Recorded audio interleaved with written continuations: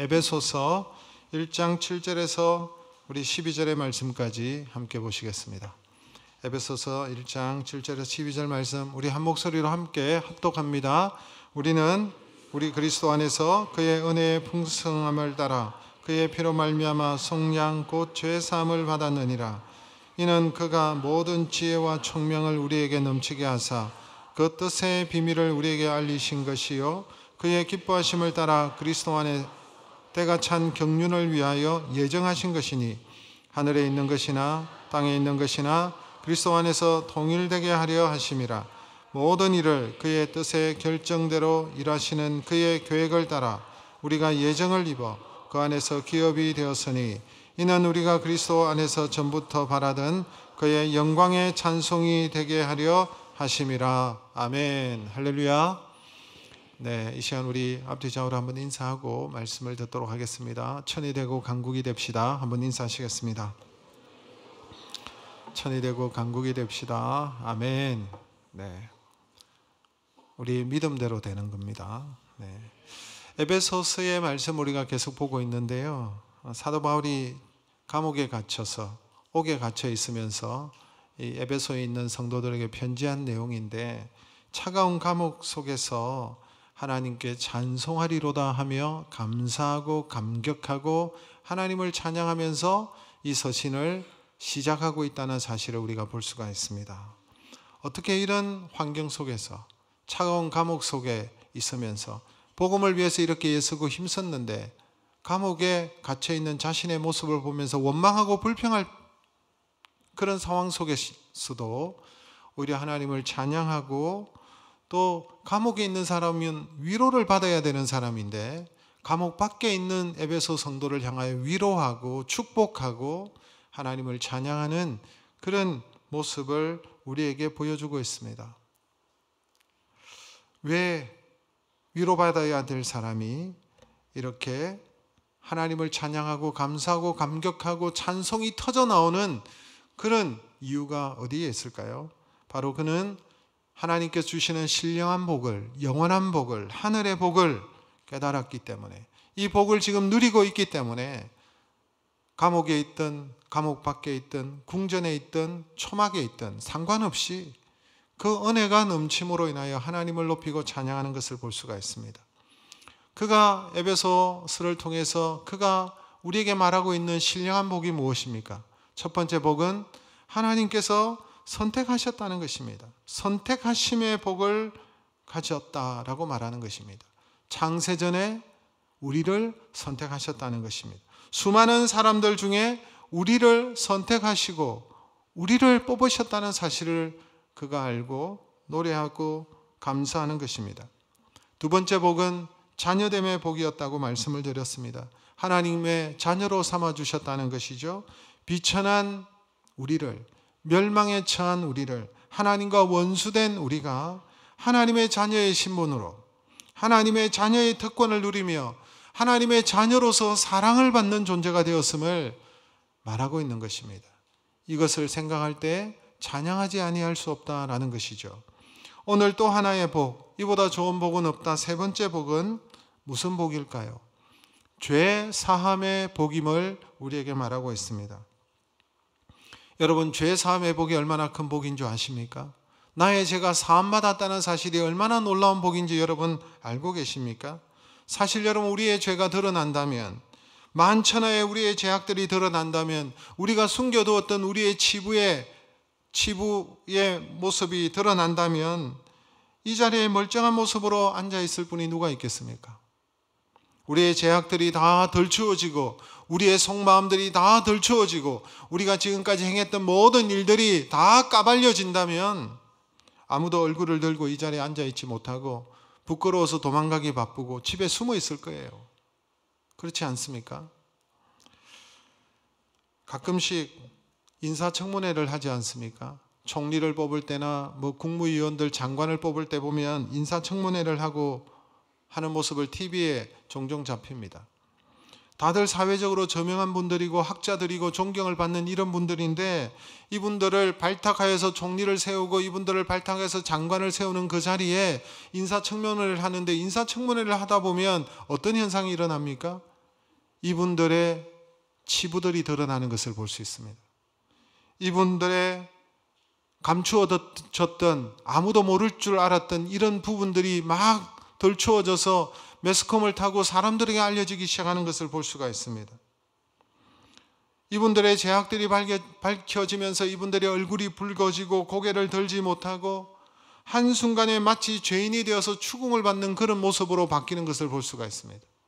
청문회를 하지 않고 이렇게 총리나 국무위원이 되겠다는 마음을 가지지 않았다면 청문회를 하지 않을 텐데, 이 청문회를 통해서, 인사청문회를 통해서 자신의 죄악들이 다 드러나는 것입니다.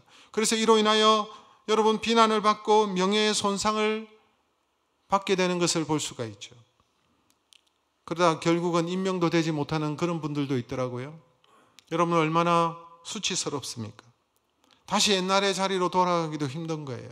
다시 존경받던 자리로, 교수의 자리로, 덕망 있던 자리로, 그 자리로 돌아가지도 못하는 것을 볼 수가 있습니다. 여러분, 죄가 드러난다는 것은 이런 것입니다. 여러분들은 어떻게 생각합니까? 자신의 치부가 드러나면, 감추었던 것들이 드러난다면 우리는 많은 것을 한꺼번에 잃을 수가 있어요. 우리가 쌓아놓았던 것들이 한꺼번에 우르르 쓰러지는 거예요. 무너지는 거예요. 죄가 그렇게 우리를 부끄럽게 하는 것입니다. 그래서 여러분, 다윗 왕은 이런 고백을 했죠. 시편 32편 1절에 우리 같이 한번 읽겠습니다. 허물의 사함을 받고 자신의 죄가 가리워진 자는 복이 있도다. 허물의 사함을 받고 자신들의 그 허물이 사하여지고 자신의 죄가 가려지는 것이 복이 있도다. 이게 여러분 다윗의 고백이지 않습니까? 저는 이 말씀이 이해가 가요. 여러분은 어떻습니까? 여러분의 허물이 사함을 받고 여러분의 죄가 가리워지는 것, 이게 여러분 복 중의 복이라는 사실을 아십니까? 만약 저의 죄악들이 이 시간 덜 주어진다면, 제가 꿍꿍 숨겨놨던 이 죄들이 드러난다면 이 자리에서 하나님의 말씀을 제가 전할 수 있을까요? 과연 여러분이 저를 목회자로 인정할까요? 신뢰를 할까요? 과연 저의 아내나 자녀들이 저를 남편으로 존경하는 아버지로 그렇게 인정을 할까요? 그래서 허물의 사함을 받는다는 것이 얼마나 복인지 몰라요. 죄가 하나님께서 우리의 죄를 덮어주시는 것이 얼마나 큰 복인지 몰라요. 이보다 더 큰 복이 있을까요? 여러분 건강하게 살고 넉넉하게 형통하게 사는 것이 복이지요. 그러나 이 모든 것을 다 합하여도 여러분 이 죄의 사함, 우리의 죄가 사여지는 것과는 비교가 될 수 없습니다. 그런데 우리가 어떻게 허물의 사함을 받습니까? 우리의 죄가 어떻게 가리움을 받을 수가 있습니까? 우리 가운데 죄 없는 분들이 이 자리에 계십니까? 나는 죄가 없기 때문에 나는 모든 것에서 자유해. 나는 떳떳해. 나는 의인이야. 나는 아무런 죄가 없어. 죄와 나는 상관이 없는 사람이야. 이렇게 말할 수 있는 분이 이 자리에 계십니까?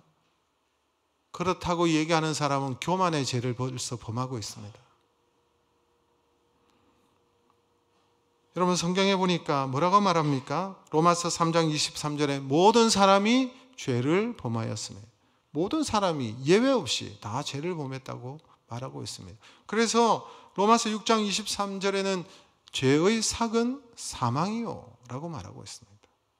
성경은 모든 사람이 죄인이고 그 결과 사망이라는 거예요. 죽음이라는 거예요.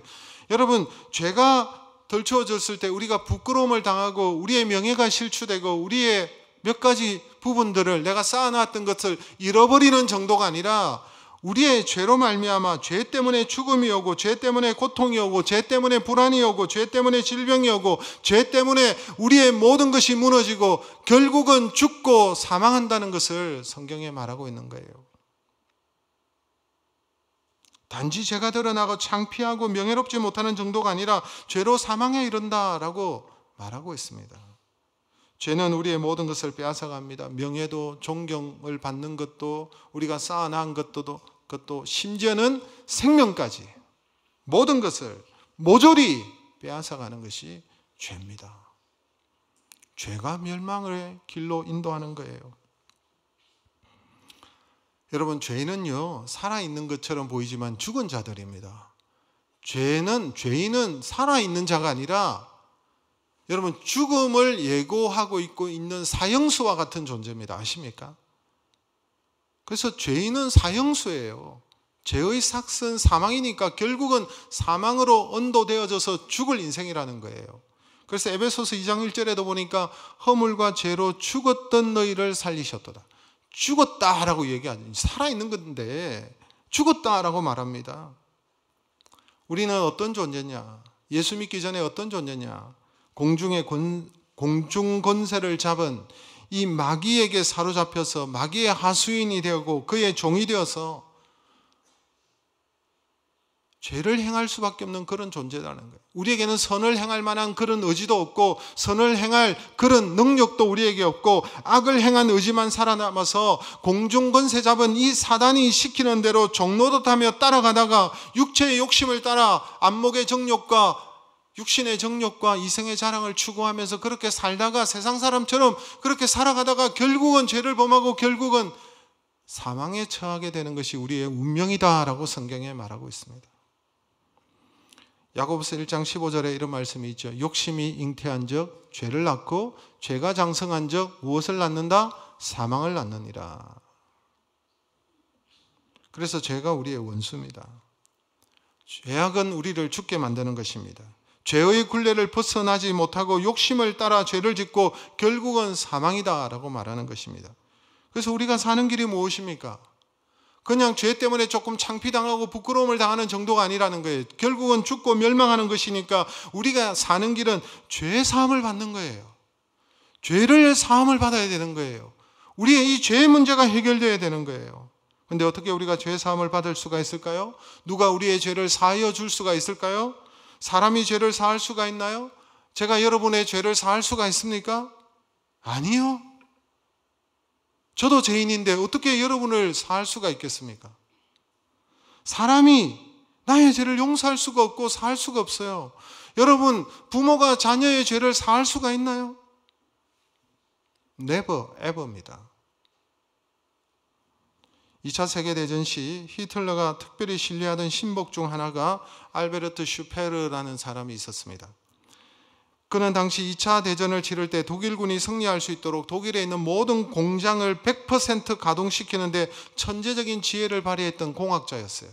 군수물자를 조달해야 여러분 전쟁을 치르고 승리할 수 있으니까 그 일에 이 사람이 몸바쳐 일했습니다. 전쟁이 끝나고 나서 전범 24명이 재판에 회부되었는데 그 가운데 슈페르라는 사람도 있었습니다.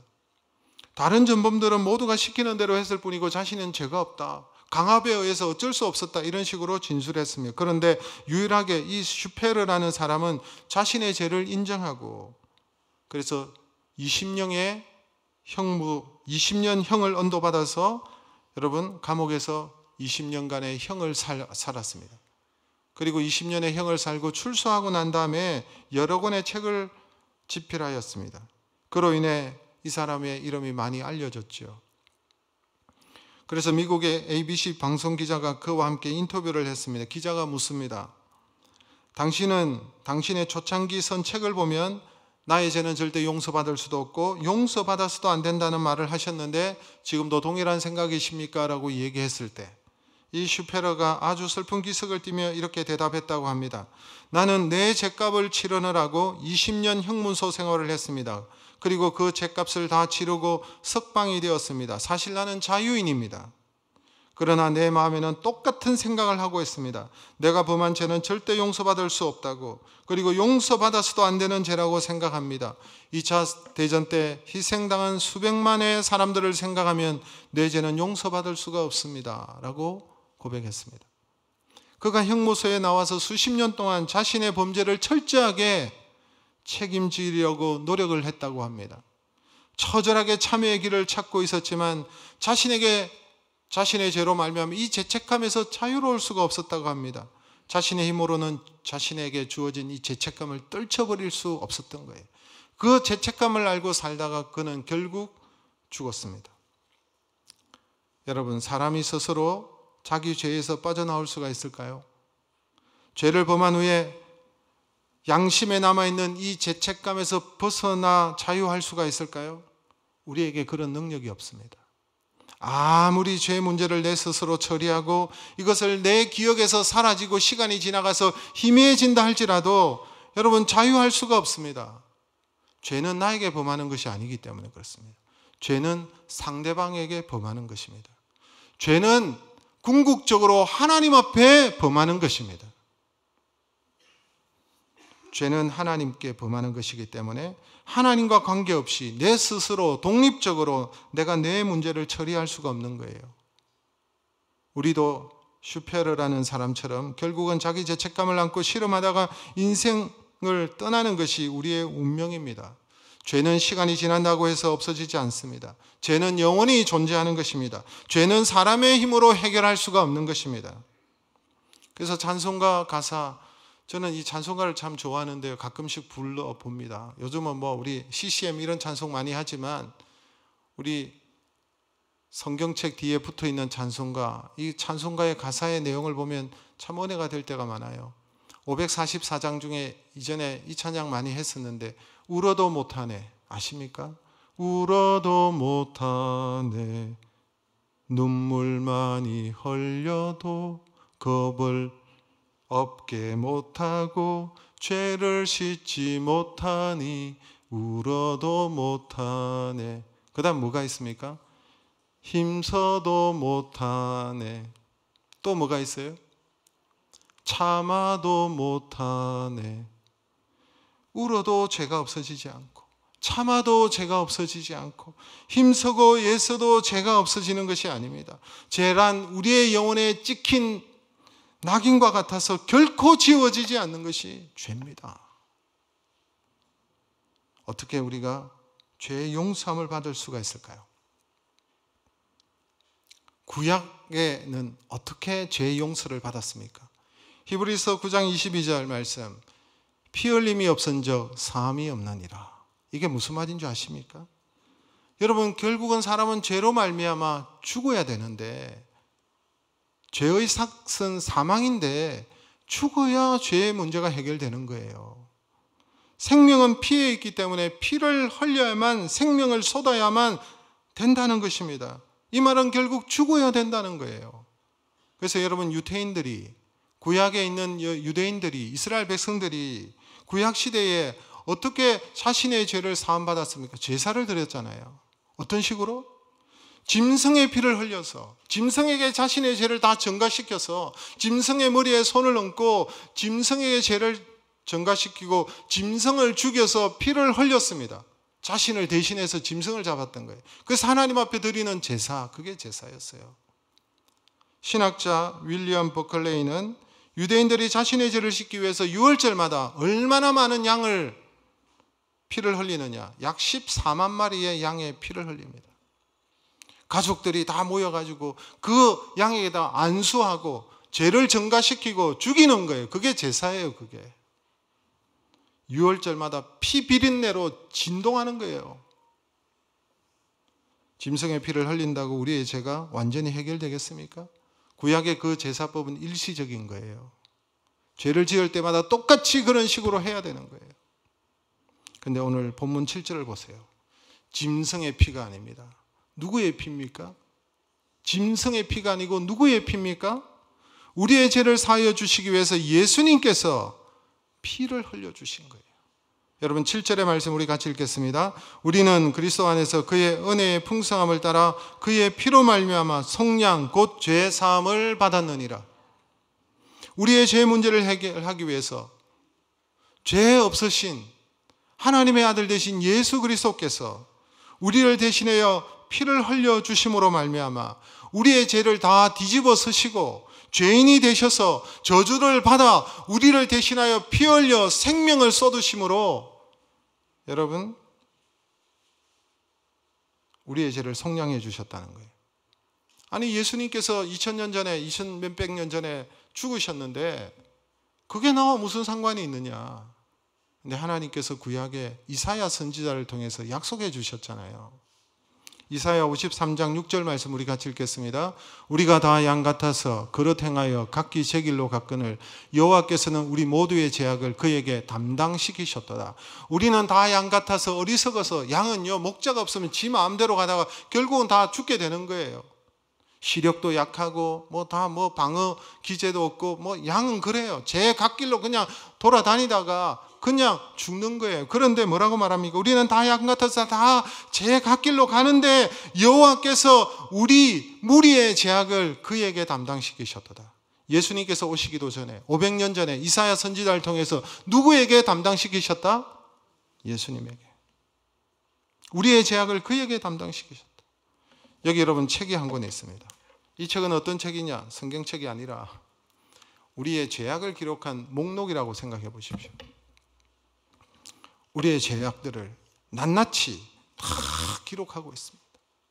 우리가 태어나서부터 지금까지 범죄했던 모든 기록들을, 우리의 마음으로 범죄했던 모든 것들을, 우리의 생각으로, 우리의 입술로, 우리의 행위로 행했던 모든 책들을 여기 다 기록되어져 있는 거예요. 이 책의 내용을 탁 펼치면 우리는 죄인이고 우리는 죽을 수밖에 없어요. 명백한 증거들이 있어요. 하나님 앞에서. 그래서 이 땅에서 고통과 고난 속에 살다가 하나님의 심판을 받고 영원히 죽어야 되는 존재가 바로 우리라는 사실입니다. 그런데 하나님께서 저와 여러분을 사랑하세요. 선택하셨잖아요. 자녀로 삼고 싶으신 거예요. 하나님은 사랑이시니까요. 그런데 또 하나님께 걸리는 속성이 있습니다. 하나님은 공의의 하나님, 정의의 하나님. 공의와 정의는 뭡니까? 죄에 대해서 처벌해야만 되는 것이 공의입니다. 이 사람은 죄를 지었는데 이 사람은 처벌하지 않고, 이 사람은 사여주고, 이 사람은 처벌하고, 공의롭지 못한 거예요. 죄를 지으면 반드시 하나님의 공의의 속성대로 죄에 대해서 벌하셔야만 되는 것입니다. 죄의 결과가 무엇입니까? 죽음이잖아요. 이 문제를 해결하기 위해서 예수 그리스도를, 성자 예수 그리스도께서 이 땅에 오신 거예요. 그래서 여러분, 우리의 죄를 대신하여 죽기 위해서 오신 분이 바로 예수 그리스도이십니다. 우리 무리의 죄악을 그에게 담당시키셨도다. 하나님께서 가장 미워하시는 우리 모두의 죄를 가장 사랑하시는 예수 그리스도에게 옮기신 거예요. 전가시키신 거예요. 양에게 전가한 것이 아니라, 짐승에게 전가하는 것이 아니라 예수님께 우리의 모든 죄를 전가시키셔서 우리 예수님께서 그 저주를 안고 죄악을 짊어지시고 저주를 받아 십자가에서 피 흘리시고 속량하셨다라는 것입니다. 그래서 여러분, 베드로 사도가 기록한 베드로전서 2장 24절에 이렇게 말씀하고 있습니다. 우리 같이 읽겠습니다. 친히 나무에 달려 그 몸으로 우리 죄를 담당하셨으니 이는 우리로 죄에 대하여 죽고 의에 대하여 살게 하려 하심이라. 저가 채찍에 맞음으로 너희가 나음을 얻었나니. 여러분, 이게 무슨 말입니까? 이로 말미암아 우리로 죄에 대하여는 죽고 의에 대하여 살게 하셨다. 종교개혁자 루트는 이 본문의 말씀을 가지고 자리 바꿈이 일어났다 이렇게 표현합니다. 자리 바꿈이 일어났다는 거예요. 예수님의 자리에 우리를 세우고 우리의 죄인된 그 자리에 예수님을 세웠다라는 것입니다. 그래서 우리의 죄는 더 이상 우리의 것이 아니라 예수님의 것이 되고, 예수님의 의는 더 이상 예수님의 의가 아니라 우리의 것이 되었다는 거예요. 자리 바꿈하셨다는 거예요. 예수님이 죄인이 되어버리고 우리가 의인이 되어졌다, 이 말을 하고 있는 것입니다. 예수님이 우리의 모든 죄를 안고 십자가에서 보혈의 피를 흘리시고 죽으셨다는 거예요. 그래서 우리를 향하여서는 죄 없다 선언하시는 거예요. 죄가 없다고 선언해 주시는, 그의 피로 말미암아 속량 곧 죄 사함을 받았느니라. 저와 여러분의 죄 사함이 이루어졌다는 것입니다. 이것을 믿으시기를 주의 이름으로 축복합니다. 다시는 하나님께서 우리의 죄와 불법을 기억하지 아니하시는 거예요. 우리의 죄가 사하여졌기 때문에. 그래서 여러분, 사도 바울이 이 엄청난 이 신령한 복을, 하늘의 복을 그가 깨닫고는 감옥 속에 있으면서도 찬송하리로다 하면서 에베소 성도들을 향하여 그렇게 노래하고 감사하고 가슴 벅차하면서 서신서를 쓰고 있는 거예요. 지금 너희들도 이것을 알아라 라는 것입니다. 우리에게 이런 신령한 복이 우리에게 주어졌다고 말하는 것입니다. 우리를 선택하시고 우리를 자녀 삼으시고 우리의 죄를 사하여 주셨다, 할렐루야 하며 찬양하고 있는 거예요. 여러분, 에베소서에만 이런 기록이 있는 것이 아니고 로마에 살고 있는 성도들에게 편지했던 그 로마서, 사도 바울의 로마서 8장에도 그는 엄청난 감격을 가지고 이 북받쳐 오르는 그 감정을 표현하고 있는 내용이 나타나고 있어요. 로마서 8장 31절에서 34절 말씀 우리 같이 읽겠습니다. 그런즉 이 일에 대하여 우리가 무슨 말하리요? 만일 하나님이 우리를 위하시면 누가 우리를 대적하리요?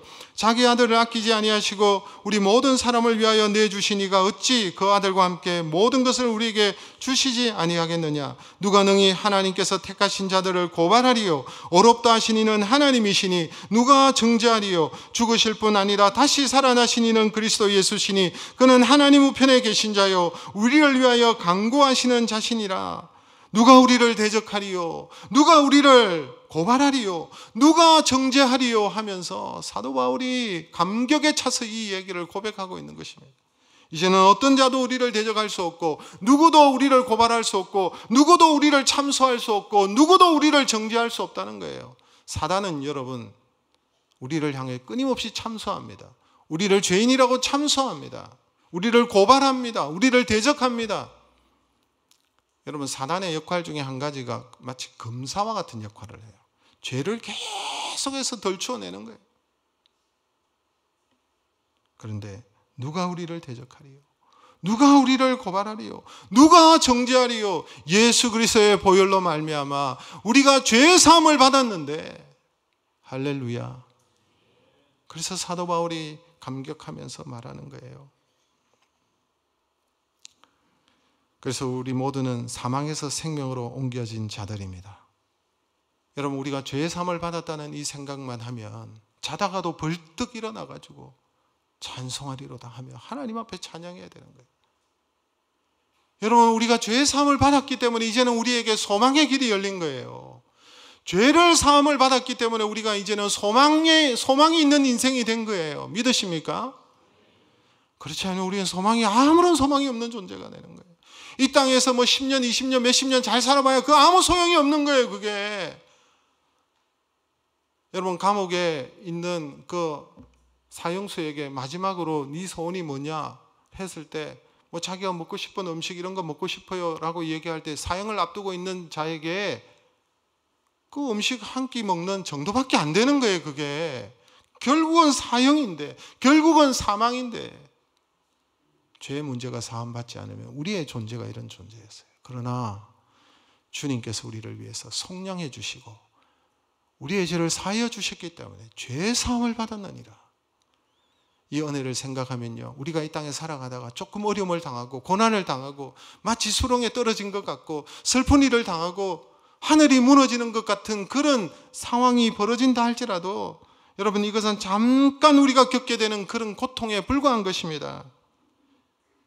이런 고통이 찾아와도 나 같은 죄인이 용서받아 하나님의 의인으로 거룩하고 흠이 없는 하나님의 자녀로 설 수 있게 되었다는 이 사실을 묵상할 때마다 어떤 상황에서도 기뻐하고 감사하고 찬송할 수 있게 된 줄로 믿으시기를 주님의 이름으로 축복합니다. 그래서 여러분 이것을 생각하면 일어날 수 있어요. 깊은 수렁과 같은 인생 속에서도 이것만 생각하면 소망을 가지고 일어나는 거예요.